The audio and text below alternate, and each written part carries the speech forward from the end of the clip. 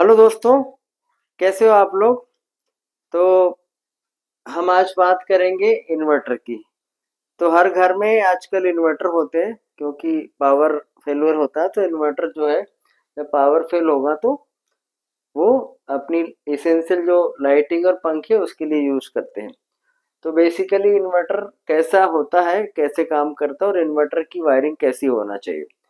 तो बेसिकली जब आप घर बनाते हैं या शुरू में ही प्लान कर लें इन्वर्टर की वायरिंग, तो आपको घर में कुछ वायरिंग में चेंजेस नहीं करने पड़ेंगे और सेफ तरीका वही होता है। अदरवाइज यदि आप एग्जिस्टिंग मकान में इन्वर्टर लगाएंगे तो वायरिंग करने में बहुत सारे चैलेंजेस आते हैं क्योंकि कंसील्ड वायरिंग होती है सारी, और वायर ऊपर से दिखते नहीं है, तो वो एक है प्रॉब्लम। तो इन्वर्टर बेसिकली कैसा होता है, इन्वर्टर में बेसिकली सिंगल फेज सप्लाई देते हैं 230 वोल्ट एसी, और इसके साथ बैटरी लगी होती है। बैटरी 750 VA तक का यदि इन्वर्टर है तो उसमें सिंगल बैटरी होती है 12 वोल्ट की। और यदि इससे ऊपर रेटिंग का लगाएंगे हम इन्वर्टर तो दो बैटरी होती है, 12 और 12 24 वोल्ट। तो दोनों बैटरी सीरीज में होती है, 12 वोल्ट की जगह यहाँ पे 24 वोल्ट सप्लाई फीडबैक में आती है। और यदि नंबर बैकअप आपको बढ़ाना है तो बैकअप जो है, आप पैरेलल में बैटरी और लगाते जाएंगे तो बैकअप बढ़ जाएगा। जनरली बैटरी लगाते हैं 60 एम्पियर आवर की। एम्पियर आवर मतलब 80 एम्पियर आवर। 80 एम्पियर आवर का मतलब कि 10 एम्पियर के रेट से यदि हम इसको 8 एम्पियर के रेट से चार्ज करेंगे, डिस्चार्ज करेंगे, तो 10 घंटे वो बैटरी डिस्चार्जिंग में लेगी। तो 10 घंटे का स्टैंडर्ड टाइम होता है, उसके हिसाब से हम एम्पियर आवर बैटरी की डिसाइड होती है। तो यदि आपका 750 VA का इन्वर्टर है तो 2 घंटे का यदि बैकअप चाहिए आपको तो 80 एच की बैटरी से काम हो जाता है। यदि आपको 3 से 4 घंटे का बैकअप चाहिए तो 180 एच की बैटरी लगती है। बैटरी नॉर्मल बैटरी यदि लेंगे आप तो उसकी लाइफ 2 से 3 साल होती है। यदि ट्यूबलर बैटरी लेंगे आप तो 3 से 5 साल तक की लाइफ उसकी मिल जाती है। तो बेसिकली इन्वर्टर में क्या होता है, आपको डिसाइड करना है कि कितनी कैपेसिटी का इन्वर्टर लगाना है। वो डिपेंड करेगा कि आपका लोड कितना है। यदि हम बात करें 750 VA का इन्वर्टर, तो इस पे आप करीब 650 वाट का लोड डाल सकते हैं। और ये इन्वर्टर कैसे वर्क करेगा, इन्वर्टर कैसे काम करेगा, इसमें एसी सप्लाई हमारे घरों में होती है।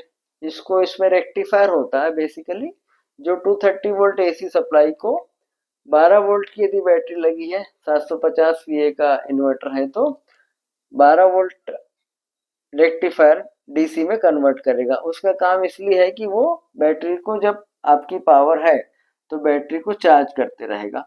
ऑटोमेटिक सिस्टम होता है, जैसे ही बैटरी चार्ज हो जाएगी तो चार्जिंग अपने आप बंद हो जाती है, बैटरी चार्ज हो गई। अब ये डीसी हमें तो चाहिए 230 वोल्ट एसी, तो ये डीसी को इन्वर्टर से वो 12 वोल्ट डीसी या 24 वोल्ट डीसी को 230 वोल्ट एसी में कन्वर्ट करते हैं। जो आउटपुट इससे निकलता है, और जो आउटपुट निकलता है इन्वर्टर का, उसको हम अपनी जहां जहां हमको इन्वर्टर की लाइट चाहिए वहां पे लेकर जाते हैं। अब इसमें क्या होता है, न्यूट्रल तो कॉमन होता है। जो एमपीवी का न्यूट्रल आपका चल रहा है वही एग्जिस्टिंग कॉमन रहेगा, उसी से आपका न्यूट्रल सब जगह सप्लाई होते रहेगा। सिर्फ फेस की पावर हम लेते हैं जो यहाँ से इन्वर्टर के आउटपुट से निकलती है। जनरली क्या करते हैं लोग बाग, यदि आपका एग्जिस्टिंग में सिस्टम में आपने प्लान नहीं कर रखा है कि इन्वर्टर की वायरिंग कैसी होगी, तो फिर आपको एग्जिस्टिंग बोर्ड में ही पावर देते हैं कि एक कुछ पोर्शन में उसकी, जैसे ब्लू कलर से दिखाएं, एमपीवी की पावर आ रही है, और जहां पे इन्वर्टर की पावर देना होता है उसको वहां पे इन्वर्टर की पावर भी दे देते हैं, और उससे जो भी एसेंशियल आपको लाइट या फैन चलाना है वो कनेक्ट कर देते हैं। और पावर सॉकेट जो होते हैं, जो घरों में सॉकेट लगे रहते हैं 3 पिन वाले, उसमें भी पावर देते हैं। बट ये ऐसा पावर सॉकेट में नहीं देना चाहिए, क्योंकि आप कितना लोड कनेक्ट करेंगे और किसी ने प्रेस लगा दी, कुछ लगा दी, तो वो इन्वर्टर के लिए हानिकारक है, इन्वर्टर में प्रॉब्लम हो सकती है। तो ये एग्जिस्टिंग तरीका है कि एग्जिस्टिंग बोर्ड में आपने एमपीवी की पावर भी डाल दी, इन्वर्टर की भी डाल दी, तो ये सेफ नहीं है। जनरली ये रिकमेंड नहीं किया जाता कि दो एक ही स्विच बोर्ड में दो तरीके की पावर, दो जगह की पावर डाल दें इसमें। तो करना क्या चाहिए, एग्जिस्टिंग स्विच बोर्ड है आपका ये, उसके बाजू में एक छोटा सा स्विच बोर्ड लगा लीजिए आप, जहाँ पे इन्वर्टर की पावर जाएगी। और इन्वर्टर की पावर से जो आपको एसेंशियल लोड है, सपोज आपको लाइट चाहिए, पंखे चाहिए, तो उसको कनेक्ट कर देते हैं। सॉकेट उसमें नहीं लगाते हैं जनरली, यदि लगाएंगे तो बहुत केयर करनी पड़ती है। अब ये एक रूम की हो गई। इसी तरीके से दूसरे रूम में जाएंगे तो यही टाइप का एक स्विच बोर्ड इसके बाजू में लग जाएगा, जहाँ पे इन्वर्टर की पावर आएगी और इससे लाइट और पंखे आप उसको कनेक्ट कर देंगे। तो इसी तरीके से इन्वर्टर की वायरिंग अलग अलग जगह जाके चली जाएगी और वहाँ पे आपके एसेंशियल लोड जो है लाइट और फैन के, वो लगाते हैं। जनरली हम लोग रिकमेंड नहीं करते कि आप कोई पावर सॉकेट दें जिससे आप कुछ भी चीज़ कनेक्ट कर सकता है। और इसी से वाटर पंप लगा सकते हैं, वाटर पंप जो जरूरी रहता है तो जरूरी कनेक्शन इस पे कर दें। सावधानी यही रहती, सपोज इन्वर्टर में कभी प्रॉब्लम हो जाए आपके, तो क्या करना पड़ता है, यहाँ से 3 पिन टॉप के थ्रू पावर यदि इनपुट में दी है और आउटपुट में भी 3 पिन टॉप से ली है, तो ये इसको बाईपास करके एक कनेक्टर लगा दें या फिर एक चेंज ओवर स्विच लगा दें। चेंज ओवर स्विच ये रहेगा कि ये एमपीवी की पावर आ रही है, ये इन्वर्टर की पावर आ रही है, ये इन्वर्टर की पावर जा रही है। तो इसको आप ऐसे कर दें कि जब पावर ये फेल हो जाए इन्वर्टर, तो आप उसको स्विच ओवर कर दें एमपीवी को ऊपर, तो इन्वर्टर बाईपास हो जाएगा।